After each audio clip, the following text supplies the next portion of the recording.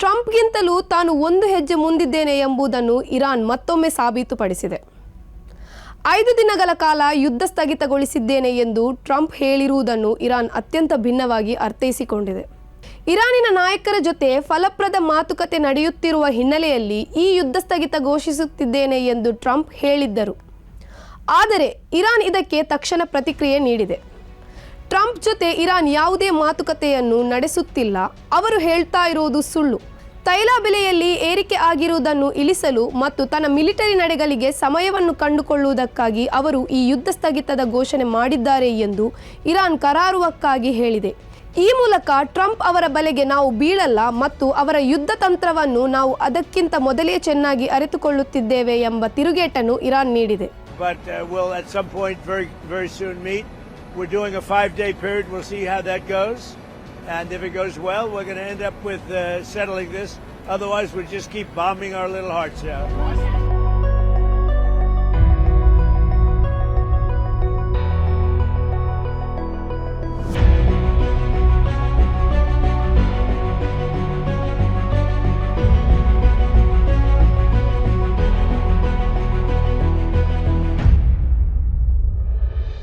Your brand deserves more attention, more leads, more growth. From powerful digital marketing that drives results to smart software solutions that streamlines your business and high quality printing that makes your brand stand out. Tundeja Publicity. ಕಳೆದ 2 ದಿನಗಳಿಂದ ಇರಾನಿನ ಜೊತೆ ಫಲಪ್ರದ ಮಾತುಕತೆ ನಡೆಯುತ್ತಿದೆ. ಆ ಕಾರಣದಿಂದಲೇ ಇರಾನಿನ ಇಂಧನ ನೆಲೆಗಳ ಮೇಲೆ ದಾಳಿ ಮಾಡುವ ತನ್ನ ಯೋಜನೆಯನ್ನು 5 ದಿನಗಳಿಗಾಗಿ ಮುಂದೂಡಿದ್ದೇನೆ ಎಂದು ಟ್ರಂಪ್ ತನ್ನ ಟ್ರುತ್ ಸೋಷಿಯಲ್ ಮೀಡಿಯಾ ಪೋಸ್ಟ್ನಲ್ಲಿ ಹೇಳಿದ್ದರು. ಆದರೆ ಇರಾನ್ ತಕ್ಷಣ ಅದಕ್ಕೆ ಪ್ರತಿಕ್ರಿಯೆ ನೀಡಿದೆ. ವಾಷಿಂಗ್ಟನ್ ಮತ್ತು ಟೆಹರಾನ್ ನಡುವೆ ನೇರವಾಗಿಯೋ ಅಥವಾ ಪರೋಕ್ಷವಾಗಿಯೋ ಯಾವುದೇ ಆಶಯ ವಿನಿಮಯಗಳು ನಡೆಯುತ್ತಿಲ್ಲ ಎಂದು ಇರಾನಿನ ಫಾರ್ಸ್ ಮತ್ತು ತಸ್ನೀಮ್ ಸುದ್ದಿ ಸಂಸ್ಥೆಗಳು ವರದಿ ಮಾಡಿವೆ. ಇರಾನಿನ ಪವರ್ ಪ್ಲಾಂಟ್ಗಳನ್ನು ಆಕ್ರಮಿಸಿದರೆ ಗಲ್ಫ್ ಪ್ರದೇಶದಲ್ಲಿರುವ ಎಲ್ಲ ಇಂಧನ ಸ್ಥಾವರಗಳ ಮೇಲೆ ದಾಳಿ ನಡೆಸುವುದಾಗಿ ಇರಾನ್ ಬೆದರಿಕೆ ಹಾಕಿರುವುದನ್ನು ಪರಿಗಣಿಸಿ ಟ್ರಂಪ್ ಯುದ್ಧ ಸ್ಥಗಿತಕ್ಕೆ ಮುಂದಾಗಿದ್ದಾರೆ ಎಂದು ಇರಾನ್ ಸ್ಪಷ್ಟಪಡಿಸಿದೆ. ಫೆಬ್ರವರಿ 28ರಂದು ಇರಾನಿನ ಮೇಲೆ ಅಮೆರಿಕ ಮತ್ತು ಇಸ್ರೇಲ್ ಜೊತೆ ಸೇರಿ ದಾಳಿ ನಡೆಸಿತ್ತು. ಅದೇ ದಿನ ಇರಾನಿನ ಸರ್ವೋಚ್ಚ ನಾಯಕ ಆಯತುಲ್ಲಾ ಖಾಮ್ನಿ ಅವರ ಹತ್ಯೆ ನಡೆಸಿತ್ತು. ಮಾತ್ರವಲ್ಲ, ಇರಾನಿನ ಯುದ್ಧವನ್ನ ಗೆದ್ದಿದ್ದೇವೆ ಎಂದು ಮರುದಿನವೇ ಟ್ರಂಪ್ ಘೋಷಿಸಿದ್ದರು. ಆದರೆ ಇದೀಗ ಯುದ್ಧ ಪ್ರಾರಂಭವಾಗಿ 24 ದಿನಗಳು ಕಳೆದ ಬಳಿಕ ಟ್ರಂಪ್ ಯುದ್ಧ ಸ್ಥಗಿತದ ಘೋಷಣೆ ಮಾತನಾಡಿದ್ದಾರೆ. ಇದಕ್ಕಿಂತ ಮೊದಲು ಹರ್ಮುಜ್ ಜಲಸಂಧಿಯನ್ನ ಮುಂದಿನ 48 ಗಂಟೆಗಳ ಒಳಗೆ ಪೂರ್ಣವಾಗಿ ತೆರೆಯದಿದ್ದರೆ ಇರಾನಿನ ಇಂಧನ ಸ್ಥಾವರಗಳ ಮೇಲೆ ದಾಳಿ ನಡೆಸುವುದಾಗಿ ಅವರು ಬೆದರಿಕೆ ಹಾಕಿದರು. ಮಾರ್ಚ್ 23ರ ಸಂಜೆಯೊಳಗೆ ಹರ್ಮುಜ್ ಜಲಸಂಧಿಯನ್ನು ಮುಕ್ತಗೊಳಿಸಬೇಕು ಎಂದು ಗಡುವು ವಿಧಿಸಿದ್ದರು. ಆದರೆ ಇರಾನ್ ಅದಕ್ಕೆ ಮಣಿದಿರಲಿಲ್ಲ. ತನ್ನ ಇಂಧನ ಸ್ಥಾವರಗಳ ಮೇಲೆ ದಾಳಿ ನಡೆಸಿದರೆ ಗಲ್ಫ್ ರಾಷ್ಟ್ರಗಳಲ್ಲಿರುವ ಎಲ್ಲ ಇಂಧನ ಕೇಂದ್ರವನ್ನು ಧ್ವಂಸಗೊಳಿಸುವುದಾಗಿ ಅದು ಪ್ರತಿ ಬೆದರಿಕೆ ಹಾಕಿತ್ತು.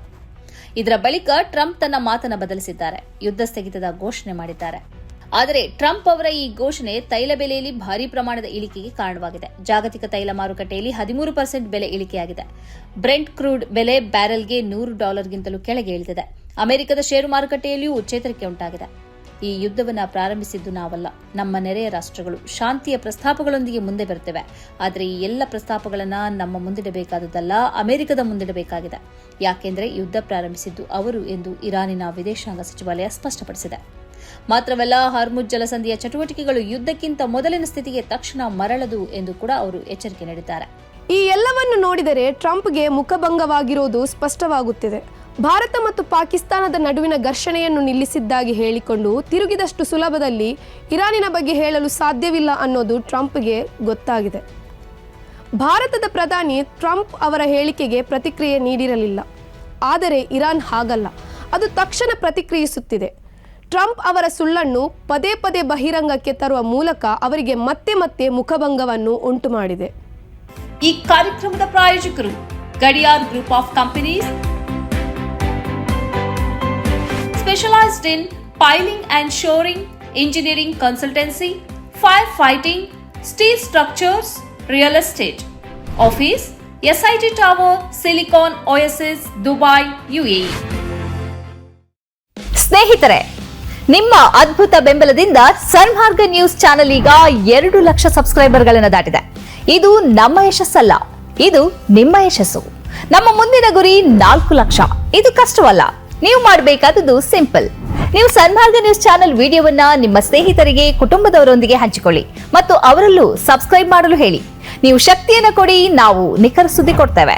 ಧನ್ಯವಾದಗಳು.